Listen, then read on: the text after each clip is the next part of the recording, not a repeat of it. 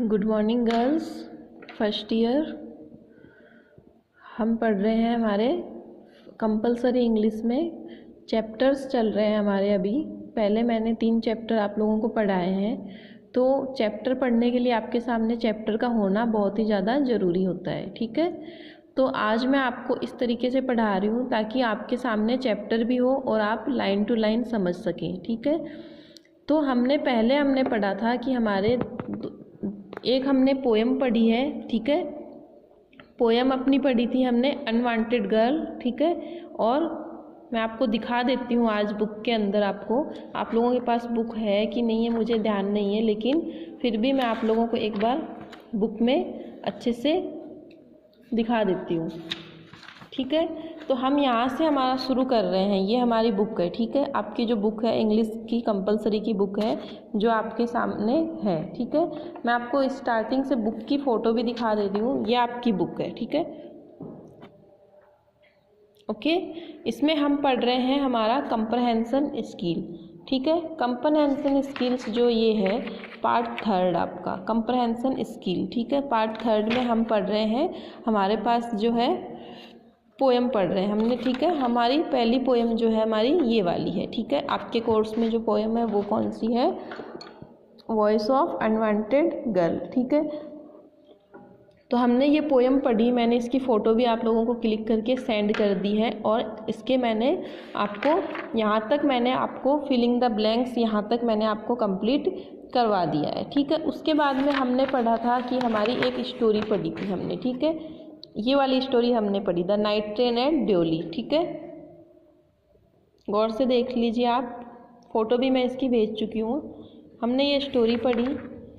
Okay, फिर हमने ये क्वेश्चन आंसर मैंने करवा दिए। इसके मैंने क्वेश्चन आंसर भी मैंने आपको बोर्ड पे पहले वाली क्लास में मैंने बोर्ड पे आपको क्वेश्चन आंसर इसके करवा चुकी हूँ। ठीक है, इसके बाद में हमने पढ़ा था महात्मा गांधी जी का ये birth of the khadi. Okay,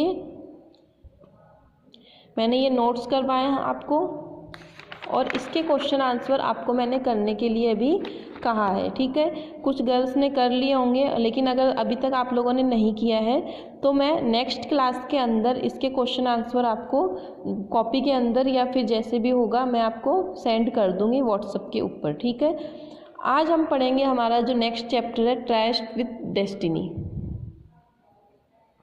okay, जो किसका है? जवाहरलाल नेहरू। ठीक है, जवाहरलाल नेहरू जी की ये एक निबंध है। एक क्या है? निबंध है, जो किस चीज़ के ऊपर? डेस्टिनी। डेस्टिनी होता है हमारा लक्ष्य, हमारा जो गंतव्य स्थान जो होता है, हमें कहाँ पहुँचना है, हमें कहाँ जाना है। तो उसके लिए ट्राइस्ट मीन्स होती है एक सभा करना, गुप्त सभा बनाना। ठीक है, ए ट्राइस्ट विथ डेस्टिनी। डेस्टिनी क्या थी? हमारी फ्रीडम। ठीक है, हमारी डेस्टिनी क्या थी? फ्रीडम थी। और ट्राइस्ट मीन्स होती है गुप्त सभा, एक छुप के कहीं पे गुप्त रूप से एक कोई सभा बनाई जाए, कुछ लोग इकट्ठे होते हैं और एक प्लान बनाते हैं। किस चीज़ के लिए? हमारे फ्रीडम के लिए, भारत को आज़ाद करवाने के लिए। ठीक है, तो ये किसके द्वारा लिखा गया है? पंडित जवाहरलाल नेहरू। आप सभी जानते हो जो कौन थे पंडित जवाहरलाल नेहरू? हमारे प्रथम प्रधानमंत्री थे। ठीक है, तो हम इनके बारे में पढ़ रहे हैं। सबसे पहले Pandit Jawaharlal Nehru was born in Allahabad in 1889। इनका जन्म कब हुआ था? इलाहाबाद में 1889 में इनका जन्म हुआ था। ठीक है, he was educated at Harrow and Cambridge University. उनकी जो अध्ययन हुआ था, उनकी जो शिक्षा हुई थी, एजुकेटेड मीन्स उनकी जो शिक्षा हुई थी वो कहाँ पे हुई थी? कैम्ब्रिज यूनिवर्सिटी के हौरा में। ठीक है, हौरा जो कॉलेज है कैम्ब्रिज यूनिवर्सिटी में उनकी शिक्षा हुई थी। ठीक है, he was soon drawn in the vortex of India politics. इसके बाद में वो जल्दी ही किसके अंदर शामिल हो जाते हैं? इंडियन पॉलिटिक्स में, भारतीय राजनीति जो थी उसके अंदर वो अपनी पढ़ाई होने के बाद में उनकी रुचि किस में घुस जाती है? पहले वो भारतीय राजनीति में। ठीक है, and he emerge as a leader of the country youth. और कंट्रीज यूथ, भारत के जो जवान लोग थे उनके क्या होते हैं, वो इमर्ज होते हैं, उनके लीडर के रूप में वो काम करना शुरू कर देते हैं। भारत को आज़ाद करवाने के टाइम की बात है ये। तो उस टाइम जो यूथ थी, कंट्री के जो यूथ थी, जवान लोग जो थे, जो क्रांतिकारी थे, जो मतलब जो भारत को आज़ाद कराने में अपना योगदान दिया करते थे, तो उनके वो क्या हो गए, लीडर बनते हैं, लीडर थे। He was deeply influenced by Mahatma Gandhi during this period in 1947। 1947 में जब भारत आज़ाद हुआ उस टाइम पे वो किससे ज़्यादा इन्फ्लुएंस थे, सबसे ज़्यादा महात्मा गांधी जी से। सबसे ज़्यादा प्रभावित वो किससे थे, महात्मा गांधी जी से, ठीक है। He became the first Prime Minister of India, remained so for almost 17 years till his death 1964, ठीक है।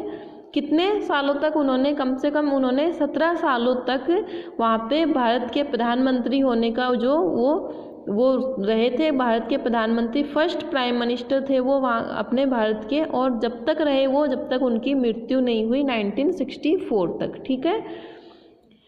He was a dreamer, an idealist, a humanist and an artist with words and not a mere politician। वो एक तरीके के सिर्फ politics ही नहीं थे, नेता ही नहीं थे, राजनीति ही नहीं करते थे, उसके अलावा वो ड्रीमर भी थे, काल्पनिक भी थे, वो अपनी कल्पनाओं के द्वारा वो लिखते भी थे, आइडियलिस्ट भी थे, उनके विचार जो थे वो बहुत अच्छे थे, और वो आर्टिस्ट थे, वो लिखते भी थे, उनके जो वर्क हैं वो बहुत अच्छे, वो एक तरीके के लेखक भी थे, ठीक है।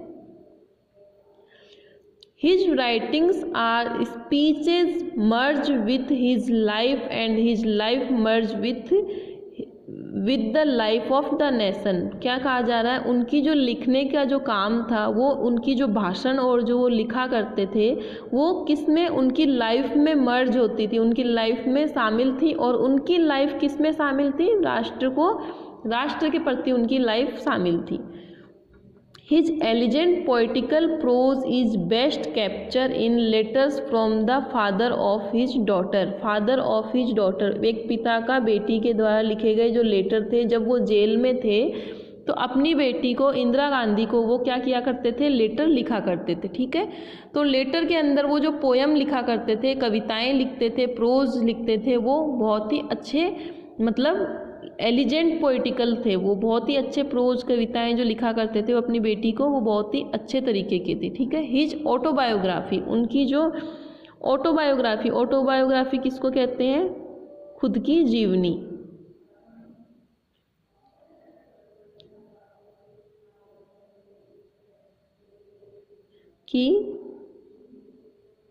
खुद के ऊपर जो लिखी गई होती है उसको कहते हैं ऑटोबायोग्राफी, ठीक है। उनकी ऑटोबायोग्राफी कौन सी है, डिस्कवर ऑफ इंडिया, भारत की खोज, ठीक है, glimpse of world history and his extempore speechless, वो बहुत ही अच्छी तरीके से लिखी गई है, जो बहुत ज़्यादा, मतलब उनके बारे में हम कुछ कह नहीं सकते, इतनी अच्छी स्पीचेस हैं उनके अंदर। द स्पीच, ये जो स्पीच है ये क्या है, एक भाषण है, ठीक है। ये जो हम पढ़ेंगे अभी ये क्या है, एक स्पीच है, एक भाषण दिया गया है। ए ट्राइस्ट विथ डेस्टिनी, किसके लिए, अपने फ्रीडम के लिए एक सभा का आयोजन करना, किसके लिए, अपनी फ्रीडम के लिए एक गुप्त सभा का आयोजन करना। was delivered by Pandit Nehru on the evening of India's independence on 14th अगस्त 1947। जब भारत आज़ाद हो रहा था, जब भारत आज़ाद हुआ था, तो आज़ाद होने के जस्ट एक दिन पहले, कब हुआ था अपना भारत आज़ाद, 15 अगस्त को, ठीक है। और ये कब है, 14 अगस्त को। 14 अगस्त की शाम को, मतलब कि कल भारत आज़ाद होगा, कल का झंडा फहराया जाएगा आज़ादी का, और उसके जस्ट एक दिन पहले जो शाम थी उसको उन्होंने ये एक स्पीच दी थी अपनी जनता को, अपनी प्रजा को, पूरे जो लोगों को, उन्होंने यूथ को एक स्पीच दी थी। उसी स्पीच के ऊपर ये आपका चैप्टर है। In this speech he remember the past and suggest way to build the future, ठीक है। इस स्पीच के अंदर, इस भाषण के अंदर वो किसको याद करते हैं, अपने पास्ट को वो याद करते हैं कि किस तरीके से उन्होंने मतलब फ्रीडम हासिल करी, किस तरीके से उन्होंने प्लान बनाए और किस तरीके से उन्होंने मतलब सब कुछ किया, और फ्यूचर में वो क्या करना चाहते हैं, बिल्ड करना चाहते हैं अपने भारत को, किस तरीके से फ्यूचर में वो बनाना चाहते हैं, उसके ऊपर ये स्पीच उन्होंने दी थी। He asked the nation to serve not only India but also all humanity। उन्होंने भारत से, उन्होंने राष्ट्र से ये पूछा कि जो आपने जो योगदान दिया है वो हमने सिर्फ भारत के लिए ही नहीं दिया, बल्कि हमने पूरी मानवता के लिए अपना योगदान, अपने योगदानों के द्वारा आज हम मतलब बोल रहे हैं कि आज जो भारत आज़ाद हुआ है उसके लिए हमने जो योगदान दिया अपना, उसमें सिर्फ भारत के लिए नहीं था, वो पूरी ही मानवता के लिए था। ठीक है, ह्यूमैनिटी मीन्स मानवता के लिए। ठीक है, तो ये आपको यहाँ तक समझ में आया होगा। अब हम पढ़ रहे हैं कि क्या है, long years ago we made a tryst. Tryst means होता है सभा, गुप्त सभा। डेस्टिनी मीन्स फ्रीडम, आज़ादी। ठीक है, क्या कह रहे हैं ये कि long year ago we made a tryst with destiny. ठीक है, बहुत समय पहले हमने एक गुप्त सभा बनाई, किसके लिए, अपनी भारत को आज़ाद करवाने के लिए हमने बहुत समय पहले एक गुप्त सभा का निर्माण किया। And now the time comes when we shall redeem our pledge. अब वो टाइम आ गया है कि हम हमारा जो झंडा है, मतलब अपनी जो उसमें फ्रीडम आवर प्लेज, जो हमारी जो गरिमा है, हम उसको आज सबके सामने रख रहे हैं। नॉट हॉली और in full measure but very substantially, कि पूरी तरीके से नहीं लेकिन बहुत ही मतलब हृदय को, दिल को छूने वाले, बहुत ही भावुक तरीके से उन्होंने इस चीज़ को अपनी सभा में उन्होंने बताया।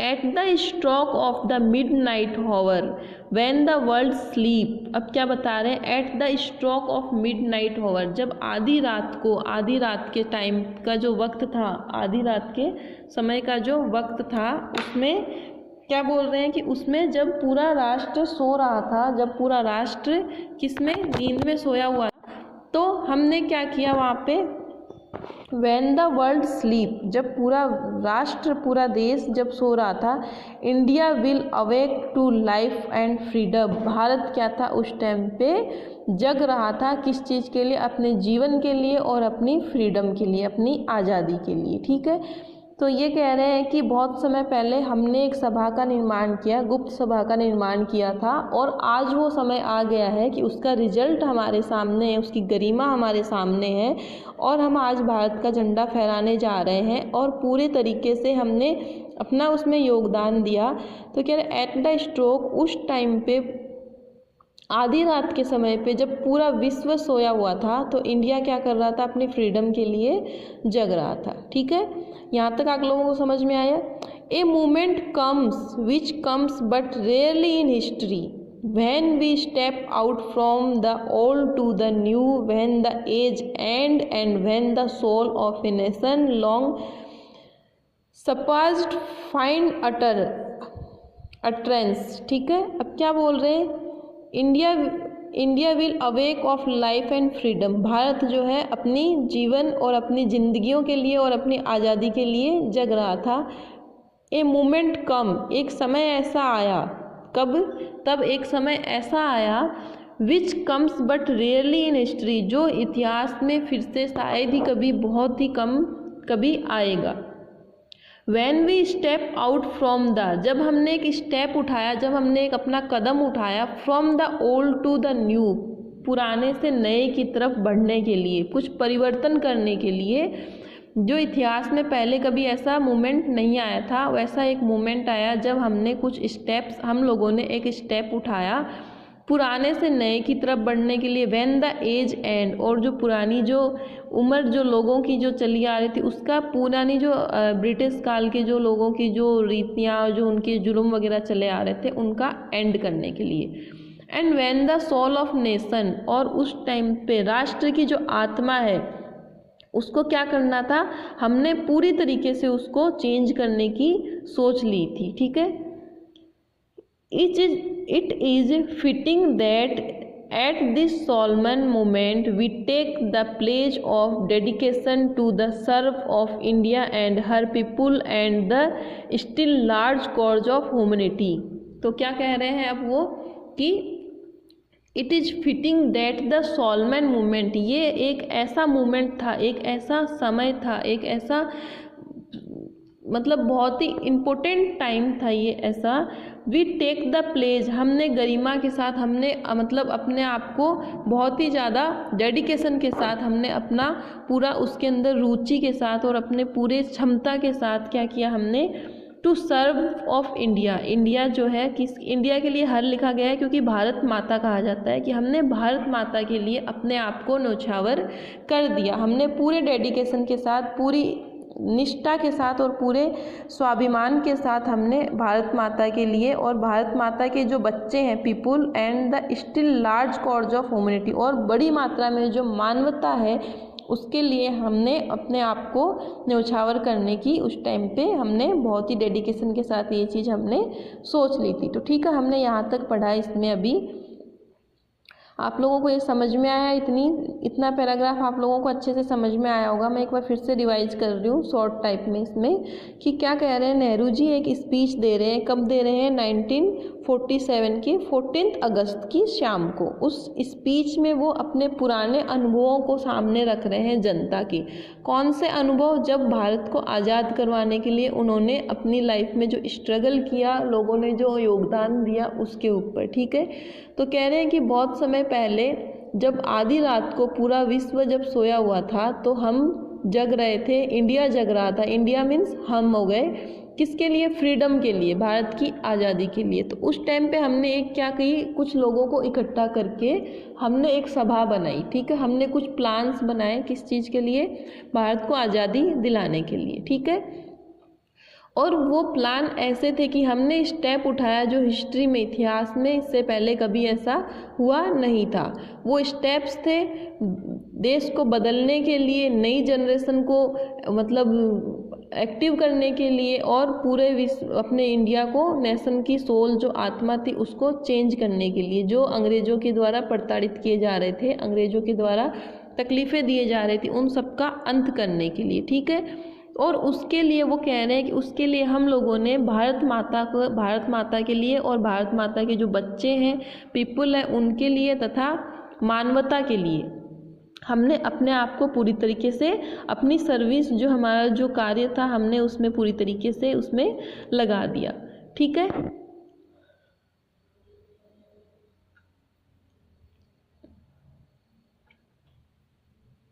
तो यहाँ तक आप लोगों को समझ में आया ये चैप्टर। अब हम पढ़ रहे हैं at the dawn of history. इतिहास का डॉन मीन्स होता है सुबह जो होती है, एक तरीके इतिहास का जो शुरुआत, at the dawn of history. इतिहास की जो शुरुआत होती है, एक तरीके से ऐसा लगा कि जैसे कोई इतिहास की शुरुआत होने जा रही। India started on her unending quest and trackless countries are filled with her starving and the grandeur of her success and failures। तो जब इतिहास की शुरुआत हुई तो इंडिया, जो भारत है, उसने क्या किया, शुरुआत करी, एक ऐसी शुरुआत करी जो कभी भी अंत, जिसका कभी भी अनएंडिंग क्वेस्ट था वो। And trackless countries are filled with her striving, और जो कंट्रीज थी, जो देश थे, वो ट्रैकलेस थे, उनकी कोई ट्रैक नहीं था। तो उन्होंने एक सफलता की तरफ, और किस तरीके से वो पहले फेल हुए थे उन सब की तरफ उन्होंने अपनी शुरुआत की। Through good and ill fortune alike, उस टाइम पे कुछ अच्छे भी थे और कुछ बुरे भी थे। अनुभव जो थे वो अच्छे और बुरे दोनों तरह के थे, सक्सेसफुल भी थे और फेलियर भी थे, कुछ सक्सेस भी होते थे और कुछ फेल भी होते थे। She has never lost sight of the quest of forgotten the ideas which gave her strength। ठीक है, सी किसके लिए यूज में लिया जा रहा है, भारत के लिए, कि भारत के अंदर जब इतिहास की शुरुआत हुई तो भारत माता के बारे में लिखा जा रहा है कि उनका जो अनएंडिंग क्वेस्ट था, वो उसका अंत कभी भी नहीं हुआ। वो उसमें बहुत सारे ऐसे राष्ट्र आए जो कभी मतलब सक्सेस हुए हैं, कभी फेल हुए हैं, कुछ लोग ऐसे थे, कुछ अच्छे थे, कुछ बुरे अनुभव थे, लेकिन फिर भी उसके जो कभी भी हम she never lost sight the quest of forgotten ideas which gave her strength. इसके बावजूद भी हम उन चीज़ों को कभी भी हम भूल नहीं सकते। जो भारत माता की स्ट्रेंथ है, जो भारत माता की जो ताकत है, वो फिर भी कभी भी कम नहीं हुई। वो इतने सब कुछ होते हुए भी भारत आज भी भारत माता ही कहलाता है। ठीक है। We end today a period of misfortunes and India discover herself again. आज वो दिन आ गया था कि हम आज का जो दिन है वी एंड टुडे, और आज हम उस पीरियड का जो मिसफॉर्चून और India discover opportunity her self again, आज भारत ने फिर से अपने आप को फिर से ढूंढ लिया है, फिर से अपने आप को प्राप्त कर लिया, और उस गंदे वक्त का आज क्या हो रहा है, एंड हो रहा है। मीन्स मुगल काल आया, ब्रिटिश काल आया, इतने लोगों ने भारत के ऊपर जो शासन किया, भारत के अंदर जो गंदगी फैलाई, उन सब चीज़ों का आज अंत होने जा रहा है, और इंडिया जो है फिर से अपने आप को डिस्कवर कर रहा है, फिर से अपने आप को ढूंढ रहा है। The achievement we celebrate today is but a step. जो आज अचीवमेंट हमने प्राप्त करी है, जो आज हासिल किया है हमने, जो achievement we celebrate today is but a step and opening of opportunities to great triumphs and achievements that await us. तो क्या कह रहे हैं कि जो आज उपलब्धि जो हमें हासिल हुई है भारत को आज़ाद करवाने की, वो सिर्फ एक क्या है, एक स्टेप है, ओनली एक स्टेप हमने बढ़ाया है। किसकी तरफ बढ़ाया है, an opening up of the opportunities. जो अपॉर्चुनिटीज़ जो हमें अपॉर्चुनिटीज़ मिलेंगी उसकी तरफ हमने एक ओपनिंग करी है, एक शुरुआत करी है। ठीक है। महत्वाकांक्षाएँ जो होती हैं कुछ काम करने के लिए, और ग्रेट ट्रम्स एंड अचीवमेंट्स, और डेट वेट्स जो आज तक वेट कर रहे थे। तो क्या कहा जा रहा है इस तरीके से कि अभी तक जो हमें आज जो ये सेलिब्रेट कर रहे हैं हम, स्वतंत्रता का जो झंडा फहरा के भारत को आज़ाद करवाने की हम जो सेलिब्रेशन आज मना रहे हैं आज सभा में, यहाँ पे स्टेज पे, वो क्या है, वो सिर्फ एकमात्र एक स्टेप, एकमात्र एक कदम बढ़ाया गया है। किसकी तरफ बढ़ाया गया है वो कदम, उन चीज़ों की तरफ जो अपॉर्चुनिटीज़ इंडिया के लोगों को मिलनी चाहिए थी, जो अचीवमेंट्स आज तक हासिल करने चाहिए थे, जो भारत के नागरिक नहीं कर पाए, उनकी तरफ हम आज जो वेट कर रहे थे आज तक भारत में कि कब हम आज़ाद होंगे और हम हमारी खुद की कोई सरकार बनाएंगे, हम हमारे हिसाब से कुछ काम करेंगे, उस चीज़ों का आज जो इंतज़ार चल रहा था उसकी तरफ एक कदम आज हमने बढ़ाया है। Are we brave enough and wise enough to grasp this opportunity and accept the challenge of the future? अब क्या कह रहे हैं, वो एक क्वेश्चन कर रहे हैं, सवाल कर रहे हैं, किससे, अपनी जनता से। भाषण के दौरान वो एक सवाल कर रहे हैं कि आर वी ब्रेव एनफ, क्या आप उस पर्याप्त मात्रा में शक्तिशाली हो, क्या आप उस पर्याप्त मात्रा में आप उस चीज़ के लिए रेडी हो, wise enough to grasp this opportunity, जो अपॉर्चुनिटी हमें मिलने वाली है, जो हम जिस चीज़ अभी जो हमें भारत आज़ाद होने के बाद में जो अपॉर्चुनिटी मिलेंगी हमें, क्या आप उस चैलेंज को लेने के लिए रेडी हो, उस अचीवमेंट्स को, उन चीज़ों को हासिल करने के लिए तैयार हो, क्या आपके अंदर इतनी क्षमता है। वो अभी सवाल कर रहे हैं अपनी पब्लिक से, अपनी जनता से। ठीक है। तो यहाँ तक आप लोगों को समझ में आया कि क्या कहा जा रहा है कि पहले तो उन्होंने बताया कि हमने ये सब कुछ किया, उसके बाद में कह रहे हैं कि भारत की जो शुरुआत हुई, मतलब शुरू से अगर भारत को देखा जाए, हिस्ट्री में अगर भारत को देखा जाए, तो भारत ने शुरू से ही काफ़ी कुछ देखा है, काफ़ी कुछ अनएंडिंग क्विस्ट है, उसके जो क्विस्ट हैं, जो उसके सवाल जो है एक तरीके से वो कभी अंत नहीं होने वाले। वो उसमें खूब सारी, विश्व में खूब सारे देश हैं, जैसे तो भारत में जो कंट्रीज है filled with striving and grandeur and success and failure. कुछ मतलब कहने का मतलब ये है कि इतिहास उठा के देखा जाए तो भारत की जो स्थिति शुरुआत से हम देखते आ रहे हैं, तो उसमें क्या है कि कभी किसी राजा ने आक्रमण किया, कभी किसी ने किया, कभी मुग़ल आए, फिर ब्रिटिश आए, फिर विदेशी लोग भी आए इसके अंदर। इस तरीके से ऊपर नीचे इसमें चलता आया और हमेशा से ही भारत अपने आप को खोज नहीं पाया। अपने आप की जो प्रतिभा थी भारत की, वो कभी भी वो इस तरीके से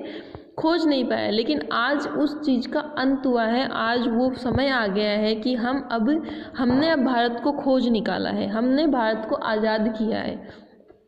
तो हम उस चीज़ का ये सेलिब्रेट कर रहे हैं। हम जो ये आज सेलिब्रेशन मना रहे हैं वो एक स्टेप है, मात्र एक स्टेप है किस तरफ, अपने अपॉर्चुनिटीज़ और अचीवमेंट की तरफ बढ़ने का, जो हम आज तक इंतज़ार कर रहे थे।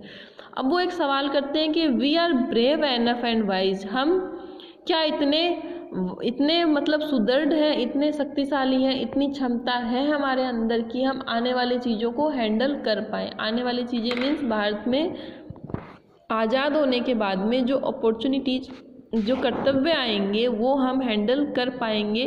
क्या आप उन चीज़ों के लिए रेडी हो? वो पब्लिक से सवाल कर रहे हैं कि आप उन चीज़ों के लिए रेडी हो। Okay, freedom and power bring responsibilities. अब क्या कहा जा रहा है कि फ्रीडम जो है, आज़ादी जो है, वो क्या हमेशा क्या लेके आती है, रेस्पॉन्सिबिलिटीज़ लेके आती है। रेस्पॉन्सिबिलिटीज़, जब भी आपको आज़ादी और पावर मिलती है, आपको फ्रीडम और पावर मिलती है, तो उसके साथ साथ में आपको कुछ कर्तव्य भी मिलते हैं, आपकी कुछ रेस्पॉन्सिबिलिटीज़ भी बढ़ जाती है। ठीक है, जिस तरीके से एक परिवार में बच्चा होता है, हम देखते हैं कि बच्चा धीरे धीरे जब बड़ा होता है और वो मतलब कहा जाता है कि अब तो हम फ्री हो गए, अब तो हम बड़े हो गए, हमारे मतलब पावर मिल गई। लेकिन पावर के साथ साथ आपकी क्या पड़ती है, आपके परिवार के प्रति कुछ जिम्मेदारियां भी बन जाती है। सेम उसी तरीके से ये कह रहे हैं कि freedom and power bring responsibilities. Freedom और पावर जो आती है उसके साथ साथ में क्या लेके आती है, जिम्मेदारियां भी लेके आती है। अब जिम्मेदारियां किस चीज़ की है, जिम्मेदारियां भारत को संभालने की है, भारत को प्रेजेंट करने की है, सब कुछ करने की है भारत में। The responsibility rest upon these assembly. आज जो ये हम असेंबली कर रहे हैं, आज जो हम ये सभा बना रहे हैं, इसमें हम उन जिम्मेदारियों को आपके सामने रख रहे हैं। A sovereign body representing the sovereign people of India.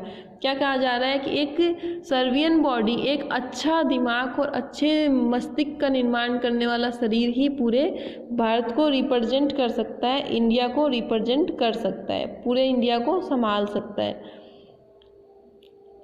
Before the birth of freedom, we have endured all the pains of labor and our hearts are heavy with the memories of this sorrow। अब क्या कह रहे हैं, before the birth of freedom, आज़ादी से पहले हमने क्या देखा, हमने तकलीफ़ें देखी, हमने दर्द देखा, हमने हमारे जो हृदय है वो मेमोरीज उन तकलीफ़ों से, उन दुखों से भरे हुए हैं कि किस तरीके से हमने दास्ता देखी, किस तरीके से अंग्रेज़ों के सितम देखे, वो सब चीज़ें हमने अभी तक हमने जो देखी।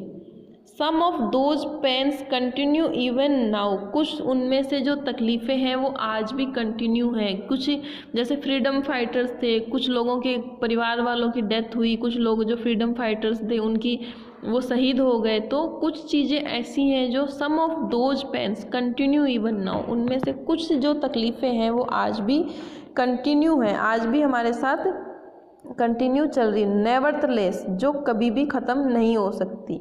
The past is over. Past जो है हमारा, अतीत जो था हमारा, वो आज ओवर हो चुका है। And it is the future that beckons us now. और अब हमें क्या बनाना है, एक फ्यूचर बनाना है, एक अच्छा फ्यूचर की, एक रीढ़ की जैसे तरीके से बैकबोन होती है, हड्डी होती है जो हमारे पूरे शरीर को खड़े करके रखती है। उसी तरीके से नेहरू जी कह रहे हैं कि पुरानी चीज़ें जो थी, तकलीफ़ें जो थी, वो हमारे हृदय में आज भी हैं, हम उनको भूल नहीं सकते, लेकिन वो कभी भी ख़त्म नहीं होने वाली। लेकिन फिर भी हमें पास्ट को भूल के हमारे फ्यूचर का निर्माण करना, एक अच्छे फ्यूचर को हमें आगे बनाना है। ठीक है, तो यहाँ तक आप लोगों को समझ में आया कि हमने क्या पढ़ा अब तक। हम आज यहीं तक पढ़ेंगे, इस चैप्टर को पूरा एक साथ नहीं पढ़ेंगे। ठीक है। थोड़ा सा चैप्टर आपका और है इधर, तो हम एक साथ नहीं पढ़ के हम 2 क्लास में इसको पढ़ेंगे ताकि हमें अच्छे से ये समझ में आ जाए। ठीक है, तो मैं आपको एक बार यहाँ से पूरा रिवाइज करवा दे रही हूँ यहाँ तक कि क्या कहा जा रहा है इस चैप्टर के अंदर। कि बहुत समय पहले एक जो सभा होती है, जब भारत आज़ाद हुआ 1947 में, तो उसके एक दिन पहले 14 अगस्त को एक स्पीच दी गई सभी पूरी जनता के सामने स्टेज पे। किसके द्वारा दी गई? नेहरू जी के द्वारा दी गई। ठीक है, नेहरू जी ने उस स्पीच में उन अनुभवों को रखा जो फ्रीडम फाइटिंग के टाइम पे उन्होंने अपने टाइम में उन्होंने उन लोगों ने जिन चीज़ों को फेस किया। ठीक है, तो वो कह रहे हैं कि हमने बहुत समय पहले एक सभा का निर्माण किया फ्रीडम के लिए। उसके अंदर हम लोगों ने पूरा भारत, जब पूरा विश्व जब सो रहा था तो आधी रात को हम लोग जग रहे थे, हम सभी लोग जग रहे थे। इंडिया जग रहा था। किस चीज़ के लिए जग रहा था? इंडिया अपने फ्रीडम के लिए जग रहा था। तो किस तरीके से फ्रीडम का मूवमेंट उन्होंने हासिल किया और किस तरीके से भारत पहले से मतलब जो चीज़ों को फेस करता आया है उन चीज़ों को देखा है उनके बाद में, और अब वो बोल रहे हैं कि अब उन चीज़ों का ख़त्म हो गया है, पुरानी जो तकलीफ़ें थी उनका अंत हो गया है, अब एक नया भारत बनने जा रहा है। नए भारत के लिए आप लोग क्या रेडी हो? आप लोगों को फ्यूचर बनाने में क्या, किस तरीके से आप फ्यूचर को निर्माण करोगे, इस तरीके से। और फिर बोल रहे हैं कि जब फ्रीडम आती है, पावर आती है, तो साथ में जिम्मेदारियां भी लाती है। लाइक एक परिवार की तरह, जिस तरीके से एक परिवार का मुखिया एक परिवार को चलाता है, उसी तरीके से भारत में भी कुछ ऐसे सर्वैगियन बॉडियाँ होनी, मतलब बॉडी मीन्स एक अच्छे कुछ अनुभवी लोगों का होना ही भारत को चला सकता है। तो before the birth of freedom कह रहे हैं कि पहले हमने तकलीफ़ें देखी, हमने दास्ता देखी, अंग्रेज़ों के सितम देखे, और वो चीज़ें आज भी हमारे हृदय में समाहित है। हम उनको कभी भी भूल नहीं सकते, लेकिन उसके बावजूद भी हम उनको भूल के हमें हमारे पास्ट को ख़त्म करना है और फ्यूचर की एक नई नींव हमें स्थापित करनी है, एक नया भारत बनाना है। तो इस तरीके से वो स्पीच में उन चीज़ों का वर्णन कर रहे हैं जिन चीज़ों के बारे में उन्होंने भारत की आज़ादी के टाइम पे उन्होंने देखा था। तो आप लोगों को ये चैप्टर समझ में आ रहा है। तो सबसे पहले हमने पंडित जवाहरलाल नेहरू जी के बारे में पढ़ा। इलाहाबाद में 1889 में उनका जन्म हुआ। फिर उनकी जो शिक्षा हुई हॉरर के कैम्ब्रिज यूनिवर्सिटी में उनकी शिक्षा हुई। फिर उन्होंने वोटेक्स ऑफ इंडियन पॉलिटिक्स, वो भारतीय राजनीति में शामिल हो जाते हैं। भारतीय राजनीति में शामिल होकर वो क्या बनते हैं? नेता बनते हैं। जवान जो थे कंट्री के यूथ थे उनमें वो नेता बनते हैं, नेता का काम करते हैं। वो बहुत ही ज़्यादा किससे इन्फ्लुएंस थे? महात्मा गांधी जी से। उस टाइम में 1947 के टाइम की ये बात है। फिर उनका जो फर्स्ट प्राइम मिनिस्टर बनते हैं वो इंडिया के, और इंडिया के फर्स्ट प्राइम मिनिस्टर वो 17 साल तक रहते हैं, 1964 तक, जब तक उनकी डेथ नहीं हो जाती है। ठीक है, वो एक बहुत ही अच्छे आइडियलिस्ट थे, ड्रामर थे, आर्टिस्ट थे। उन्होंने लिखा भी है। पॉलिटिशियन के अलावा वो लिखने का काम भी करते थे। उनको वो लेखक भी थे, नाटककार भी थे। इस तरीके से उन्होंने पोयम, कविताएं भी लिखी हैं जो ज़्यादातर किसमें उसमें देखी जाती है, जब वो जेल में रहते हुए अपनी बेटी को, a father to his daughter letters जब लिखा करते थे वो अपनी पुत्री को, बेटी को, इंदिरा गांधी को, तो उसमें वो इन चीज़ों का वर्णन किया करते थे। आगे उनकी जो ऑटोबायोग्राफी है, the discovery of India, glimpses of world history and his extemporary speeches, उनमें उनकी जो स्पीच दी गई है बहुत ही अच्छे तरीके से दी गई है। अब जो हमारा चैप्टर है टेस्ट डेस्टिनी, ये एक पंडित जवाहरलाल नेहरू के द्वारा दी गई स्पीच है जो इंडिपेंडेंस, भारत की आज़ादी के टाइम में 14 अगस्त 1947 के टाइम पे ये दी गई थी। ठीक है, इस स्पीच में उन्होंने उन चीज़ों का वर्णन किया है जो उन्होंने अपने राष्ट्र के आज़ादी में उन्होंने उस टाइम पे योगदान दिया था। तो इस स्पीच में वो भारत की जनता को संबोधित करते हुए कुछ बातें उनसे कह रहे हैं और कुछ सवाल उनसे कर रहे हैं। तो इस तरीके से हमने आज जो पढ़ा, हमने अपनी इसमें यहाँ तक हमने आज पढ़ लिया है। नेक्स्ट की क्लास में मैं यहाँ से स्टार्ट करूँगी, तो आपको मैं इसकी फ़ोटो क्लिक करके सेंड कर दूँगी।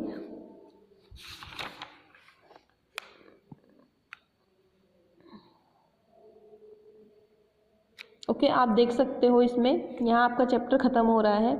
इसके बाद में जो आपको मैं नोट्स करवाती हूँ, तो ये पॉइंट है, ये वर्ड मीनिंग है जिनका इंग्लिश में ही मीनिंग होता है इधर। ठीक है, और इससे हम क्या करते हैं, अपने इन फिलिंग द ब्लैंक्स को हम फिल करते हैं। ठीक है, पहले की क्लास में भी मैं आपको ये चीज़ समझा चुकी हूँ, उसी से हम वापस से इनको समझते हुए कौन सा कहाँ पे सेट हो रहा है ये हम इसको क्लियर करेंगे। उसके बाद में क्वेश्चन आंसर है जो आपको करने हैं, आपके पास चैप्टर है पूरा। ठीक है, चैप्टर में से आपको क्वेश्चन आंसर करने हैं। जैसे कि हमने पहले चैप्टर पढ़ा था द बर्थ ऑफ खादी। ठीक है, फिर हमने क्या किए थे, ये वाले हमने नोट्स आपको मैंने करवाए। ठीक है, Panacea remedy of all disease. Panacea किस वर्ड के लिए यूज में लिया जाता है? रेमेडी मीन्स होता है जैसे कि हर तरह की बीमारियों का इलाज करना। ठीक है, हर तरह की बीमारियों का इलाज के लिए वर्ड आता है पैनेसिया। ठीक है,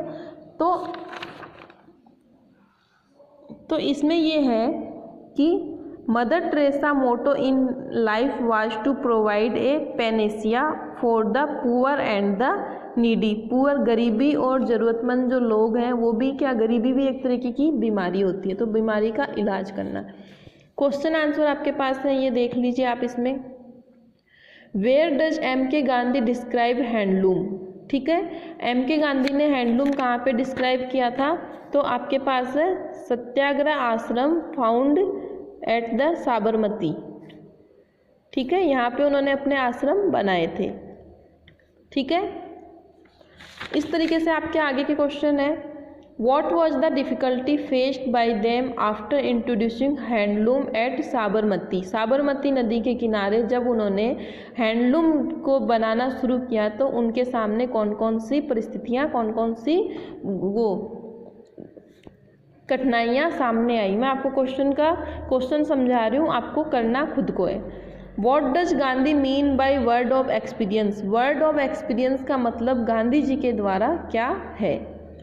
what object did they set before themselves they do to achieve it? उन्होंने अपने कौन कौन से ऑब्जेक्ट, कौन कौन सी चीज़ें पहले उन्होंने वहाँ पे सेट करने की सोची, और जब वो हासिल करते हैं चरखा वगैरह बनाना, तो उन्होंने कौन कौन सी चीज़ें अपने वहाँ पे एडजस्ट करने की उन्होंने सोची। लास्ट वाला आपका 5th नंबर पे है narrate the birth of khadi in over on words. ये मैं आपको करवा दूंगी, इसकी मैं आपको करवा के भेज दूंगी। आपको ये 4 क्वेश्चन जो है 1 2 3 4 ये आपको सेल्फ करने हैं। ठीक है, ये होने के बाद में ही आप इस चैप्टर पे आओगे ट्रस्ट विद डेस्टिनी। ये हम पूरा पढ़ के ही कंप्लीट करेंगे। तो आज की क्लास में यहीं पे फिनिश कर रही हूँ। कल से हम जो पढ़ेंगे हम यहाँ से आगे का हमारा कंटिन्यू पढ़ना स्टार्ट रखेंगे। ठीक है, तो आज की क्लास में यहीं पे फिनिश कर रही हूँ। Okay, good day and good luck.